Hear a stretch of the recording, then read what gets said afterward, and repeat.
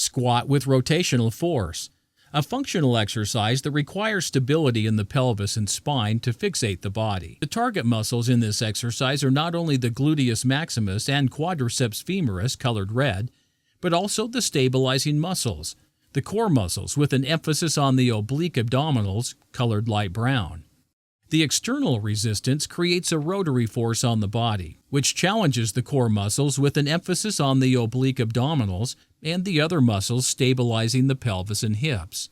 Characteristic mistake: